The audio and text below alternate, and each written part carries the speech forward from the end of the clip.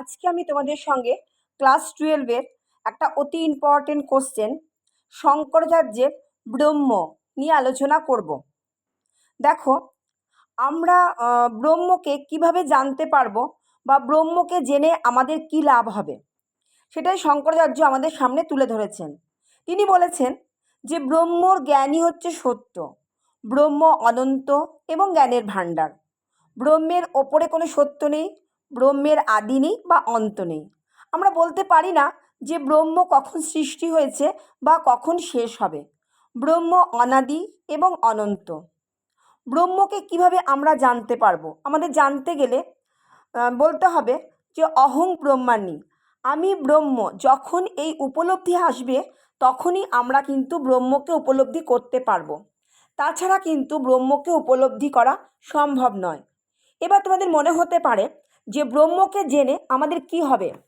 এর উত্তরে শঙ্করাচার্য বলছেন, যখন আমরা ব্রহ্মকে জানব তখন আমরা একটা ফুলফিল অ্যাটাচমেন্ট, আমরা যে দুঃখ, আমরা যখনই পৃথিবীতে জন্মগ্রহণ করছি প্রত্যেকটা প্রাণী তখনই কিন্তু দুঃখের সাগরে নিমজ্জিত হয়েছি এবং দুঃখ থেকে নিবৃত্তি পাবো।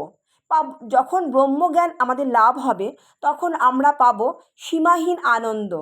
মানুষের জীবনের মূল লক্ষ্য দুঃখকে পেরিয়েই আনন্দ লাভ করা। ব্রহ্মকে অহং উপলব্ধি করলে জীব লাভ করবে অসীম আনন্দ।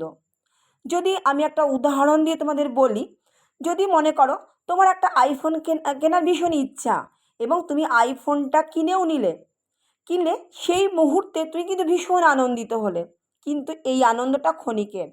তুমি সারা জীবন কি ওই আইফোনটার জন্য আনন্দ করে থাকতে পারবে না। শঙ্করাচার্য বলছেন, যখন জীবাত্মা যখন পরমাত্মার সঙ্গে মিলন ঘটবে তখন একটা আনন্দ লাভ করবে। তিনি বলছেন, বহির্জগতের বিভিন্নতার মধ্যে অনুবর্তমান, তাই ব্রহ্ম মনোজগতের বিভিন্ন অবস্থাতে বিরাজ করে। চারটি অবস্থার কথা তিনি বলেছেন, একটা হচ্ছে জাগ্রত, একটা হচ্ছে স্বপ্নাবস্থা, একটা হচ্ছে সুষুপ্তি, একটা হচ্ছে তুরীয় অবস্থা। তিনি বলছেন যে সাধক এই তুরীয় অবস্থায় ব্রহ্মজ্ঞান লাভ করেন এবং তিনি মনে করেন যে আমি ব্রহ্ম, অর্থাৎ আত্মাই হলো ব্রহ্ম। শঙ্করাচার্য ব্রহ্মকে নির্গুণ বলেছেন এবং সচ্চিদানন্দ বলেছেন এবং বিশুদ্ধ চেতনা বলেছেন।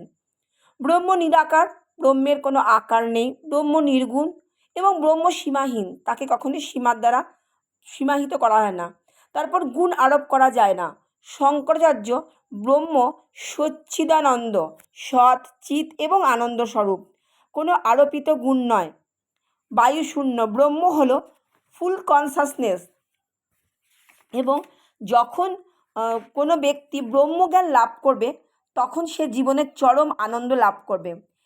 এটাই শঙ্করাচার্যের ব্রহ্ম সম্পর্কে আলোচনা।